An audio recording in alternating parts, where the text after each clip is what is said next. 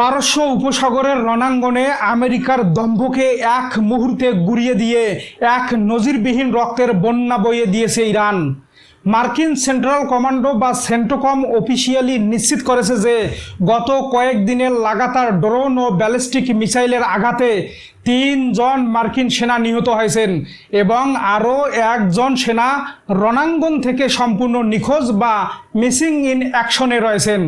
জর্ডানের মুওয়াফাক সালতি বিমান ঘাঁটিতে এবং আজ উত্তর ইরানের সোরা সুইসাইড ড্রোন রুখতে গিয়ে আমেরিকার এই সেনারা মারা যান, যা ওভাল অফিসে বসে থাকা ডোনাল্ড ট্রাম্প প্রশাসনকে চরম ক্ষুব্ধ ও পাগলাটে করে তুলেছে। শুধু তাই নয়, হরমুজ প্রণালীর কাছে ওমানের কুমজার উপকূলে একটি বাণিজ্যিক জাহাজে ইরানের নিখুঁত ক্ষেপণাস্ত্র হামলায় জাহাজটিতে এখন দাউ দাউ করে আগুন জ্বলছে এবং সেটি সম্পূর্ণ নিয়ন্ত্রণহীন হয়ে সাগরের বুকেই ভাসছে। আন্তর্জাতিক রাজনীতি আর পারস্য উপসাগরের ইতিহাসে ইরানের এই নজিরবিহীন মহাপ্রতিরোধ বিশ্ব ভূ রাজনীতির সমস্ত সমীকরণ এক রাতেই যেন ওলটপালট করে দিয়েছে। ডোনাল্ড ট্রাম্প ওভাল অফিসে বসে যখন ভাবছিলেন যে কড়া নৌ অবরোধ আর বিমান হামলা চালিয়ে তেহরানকে এক তুড়িতেই নতজানু করা গেছে, ঠিক তখনই ইরানের ইসলামিক রেভলিউশনারি গার্ডস বা IRGC এর একক সামরিক আদেশে মধ্যপ্রাচ্যের পুরো আকাশসীমা নিজেদের নিয়ন্ত্রণে নিয়ে নিয়েছে ইরান।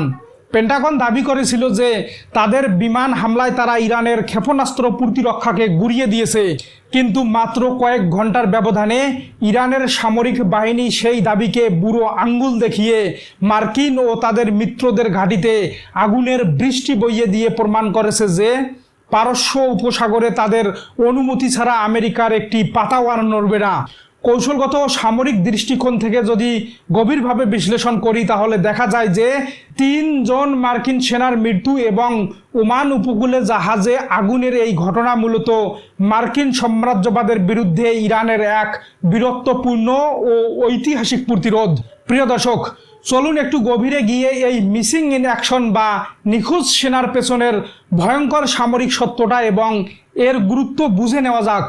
যুদ্ধের ময়দানে যখন কোনো হাই এক্সপ্লোসিভ ব্যালিস্টিক মিসাইল বা কামিকাজের ড্রোন সরাসরি কোনো বাংকার বা কমান্ডো সেন্টারে আঘাত হানে, তখন সেখানে থাকা সামরিক পরিকাঠামো বা সেনাদের দেহাবশেষ এমনভাবে ধূলিসাৎ হয়ে যায় যে তাৎক্ষণিকভাবে তা শনাক্ত করাও অসম্ভব হয়ে পড়ে। ইরান এখন তার নিজস্ব প্রযুক্তিতে তৈরি ফাত্তা বা খাইবারের মতো অতি বিধ্বংসী ও শব্দের চেয়ে দ্রুতগতির মিসাইলগুলো দিয়ে আমেরিকার ঘাঁটিগুলোর বুকে এমনভাবে নিখুঁত আঘাত হেনেছে, যার ফলে পেন্টাগনের তৈরি করা মিলিয়ন মিলিয়ন ডলারের এয়ার ডিফেন্স শিল্ড এবং প্যাট্রিয়ট ও থার্ড রাডার সিস্টেম 1 সেকেন্ডেই চুরমার হয়ে যাচ্ছে।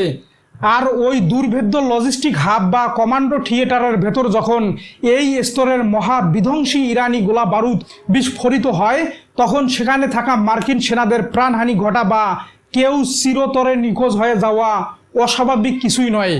মার্কিন পেন্টাগন জানিয়েছে গত মার্চ মাসের পর এই মেগা যুদ্ধে এটিই প্রথম অফিসিয়াল মার্কিন সেনা নিহতের ঘটনা, যা আমেরিকার সামরিক ইতিহাসের জন্য এক মস্ত বড় ধাক্কা।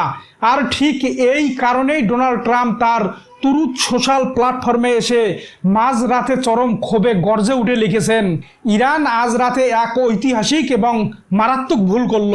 তারা এমন এক নরকের দরজা খুলেছে যা তারা কল্পনাও করতে পারছে না।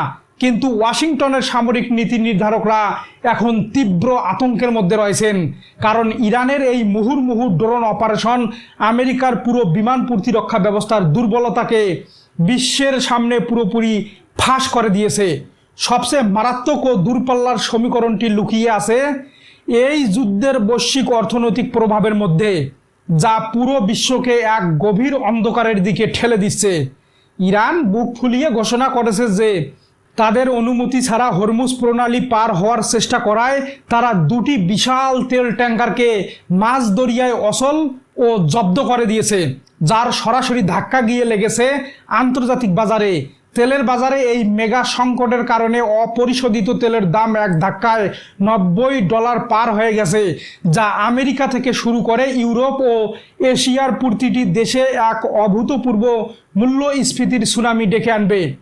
আন্তর্জাতিক মেরিটাইম অর্গানাইজেশন বা আইএমও এক যৌথ জরুরি বিবৃতিতে উদ্বেগ প্রকাশ করে জানিয়েছে যে লোহিত সাগর এবং ওমান সাগরের মতো অত্যন্ত গুরুত্বপূর্ণ আন্তর্জাতিক বাণিজ্যিক করিডোরগুলো যদি এই ড্রোন ও ক্ষেপণাস্ত্র যুদ্ধের কারণে স্থায়ীভাবে অবরুদ্ধ হয়ে পড়ে তবে বৈশ্বিক সাপ্লাই চেইন বা পণ্য সরবরাহ ব্যবস্থা পুরোপুরি ভেঙে পড়বে।